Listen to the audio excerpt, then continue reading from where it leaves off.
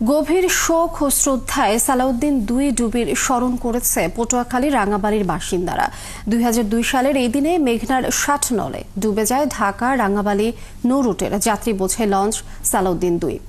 এই ঘটনায় প্রায় 250 মানুষের মরদেহ উদ্ধার করা হয়। এর 154 জনের মরদেহই বেওয়ারিশ হিসাবে দাফন করা হয় রাঙ্গাবাড়ির চরে। এলাকার লোকজন জানান, দুর্ঘটনার স্মৃতি চিহ্ন সেই গণকবরটিরও পড়ে আছে অবহেলায়। গণকবরটির সুরক্ষা দরকার। কামরুল হাসানের প্রতিবেদনে বিস্তারিত। 2002 সালের 3রা মে ঢাকার সদরঘাট থেকে রাঙ্গাবাড়ির উদ্দেশ্যে রওনা দেয় যাত্রীবাহী লঞ্চ সালাউদ্দিন দুই।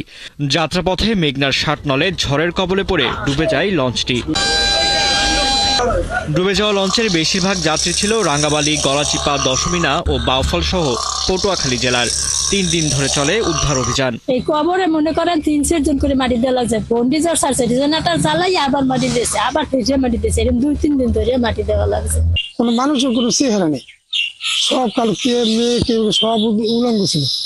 তা উলঙ্গ দেওয়ার পরে দেখলাম যারা গত করছে, কবরটা যারা করছে, কবর করার পর মানে 5-6 জন এরকম করে দিয়া উপরে একটা টিন দিয়া তারপর আমি তারা আরো জানান, উদ্ধার হওয়া 154 জনের মরদেহ রাঙ্গাবাড়ির খালগোড়া ঘাটে আনা হয়।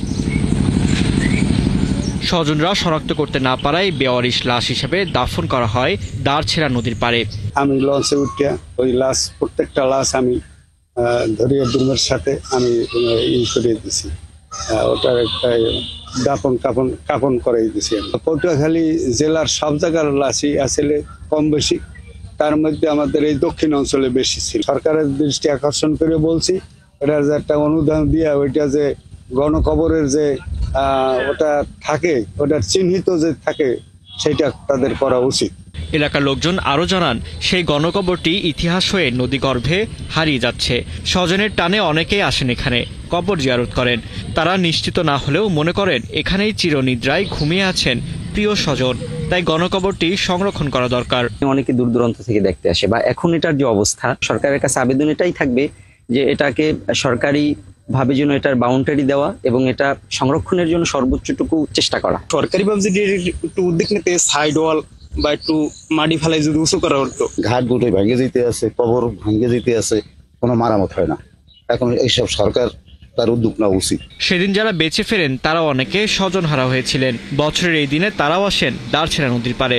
তারা জানান, আকারের ছোট লঞ্চটিতে 3 গুণের বেশি যাত্রী বোঝাই করা হয়েছিল। কারণ ক্ষমতার তো বেশি যাত্রী ছিল।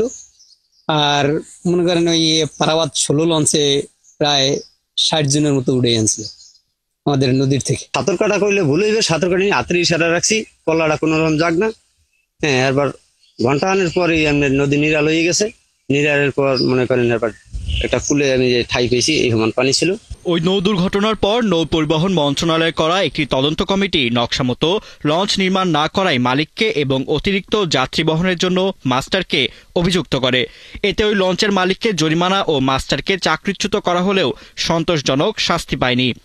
এই ঘটনাটি অব্যবস্থাপনা, অবহেলা নাকি শুধুই দুর্ঘটনা, জবাব পায়নি কেউই। ফারদিন নীরব, 71। দর্শক, আমরা এই বিষয়ে বিস্তারিত জানবো। আমাদের সাথে এই মুহূর্তে সহকর্মী কামরুল হাসান যুক্ত হচ্ছেন। কামরুল, গণকবর সংরক্ষণে প্রশাসনিক গাফিলতি বিষয়ে তাদের বক্তব্য কি সেটি জানাবেন, এবং নিহতদের স্বজন কারো সঙ্গে কি আপনার কথা হয়েছে কিনা, তারা এই বিষয়ে কি বলছেন?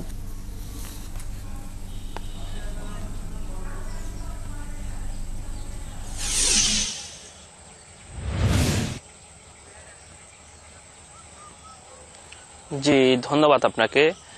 2002 সালের 3 মে, অর্থাৎ আজ থেকে প্রায় 23 বছর আগে, ঢাকা রাঙ্গাবাড়ি নৌ রুটের সালাউদ্দিন দুই লঞ্চ ডুবির ভয়াবহ দুর্ঘটনা ঘটে। এবং এই দুর্ঘটনার কথা মনে পড়লে এখন আঁতকে ওঠেন এই অঞ্চলের মানুষ, কারণ এটি ছিল স্মরণকালের সবচেয়ে বড় নৌ দুর্ঘটনা। যার কারণে এই অঞ্চলের মানুষ এই দিনটি যখনই আসে তখনই তারা এই দিনটিকে স্মরণ করে এবং এই দিনটির কথা মনে পড়লে আসলে আঁতকে ওঠেন। আপনি যে প্রশ্নটি করছিলেন, যে আমি এই মুহূর্তে সেই গণকবরের সামনে রয়েছি, যে এই গণকবরটিতে 154 জনের মরদেহ সেদিন দাফন করা হয়। যাদেরকে উদ্ধার করা হয়েছিল যাদের পরিচয় শনাক্ত করা যায়নি বেওয়ারিশ হিসেবে তাদেরকে স্বেচ্ছাসেবীরা এখানে দাফন করেন। সেই গণকবরটি আসলে দীর্ঘ 23 বছর হলেও এখন পর্যন্ত আসলে অরক্ষিতই রয়ে গেছে। এখন পর্যন্ত সুরক্ষার উদ্যোগ নেওয়া হয়নি এবং রক্ষণাবেক্ষণ বলতে আমরা যেটি বুঝি সেটিও আমরা দেখছি না। এবং এই গণকবরটির অস্তিত্ব এখন অনেকটা নেই বললেই চলে। 1-2টি কবরের কোন রকম অস্তিত্ব থাকলেও অন্য কবরগুলোর কোনো অস্তিত্বই এই মুহূর্তে নেই। একেবারে আমরা যেমনটি দেখছি যে মাটির সঙ্গে মিশে গেছে কবরগুলো। তো নিহতর পরিবারের লোকজন এই দিনটি যখন আসে তারা পরিচয় শনাক্ত না করতে পারলেও তারা মনে করেন যে তাদের পরিবারের প্রিয় সদস্য এখানে চিরনিদ্রায় শায়িত রয়েছেন, এমনটি ভেবে কিন্তু বছরে কোনো একটি সময় তারা স্মরণ করতে কিন্তু অনেকেই আসেন বলে আমরা জেনেছি। এবং যারা নিখোঁজ ছিলেন এই দুর্ঘটনায় তাদের পরিবারে কারো কারো সঙ্গে কথা হয়েছে, তারা বলছিলেন যে হয়তো এখানে তাদের সেই প্রিয়জন চিরনিদ্রায় শায়িত রয়েছেন, এ কারণেই মাঝে মধ্যে তারা এসে এখানে তাদের প্রিয়জনদের স্মরণ করেন। এবং তারা বলছিলেন যে এই গণকবরটি সুরক্ষা এবং রক্ষণাবেক্ষণের উদ্যোগ সরকারের নেওয়া প্রয়োজন, তাহলে এই দিনটিকে যেমন স্মরণ করা হবে তেমনি এই যে গণকবরটি সুরক্ষার প্রয়োজনীয়তার কথা বলছেন তারা। এবং সেই সঙ্গে আপনাকে যুক্ত করতে চাই যে এই দুর্ঘটনার পর নৌ পরিবহন মন্ত্রণালয় যে তদন্ত কমিটি গঠন করে সেই তদন্ত কমিটির গঠনের পরে এই লঞ্চ মালিককে আসলে নকশাগত ত্রুটির কারণে অভিযুক্ত করা হয়। সেই সঙ্গে এই লঞ্চের যিনি মাস্টার ছিলেন তিনি অতিরিক্ত যাত্রী পরিবহনের কারণে তাকেও অভিযুক্ত করে চাকরিচ্যুত করা হয়। কিন্তু এই দুর্ঘটনার প্রায় 23 বছর অতিবাহিত হলেও এই ঘটনাটি আসলে অব্যবস্থাপনা, অবহেলা নাকি শুধুই দুর্ঘটনা তার জবাব আসলে কেউ এখন পর্যন্ত পায়নি।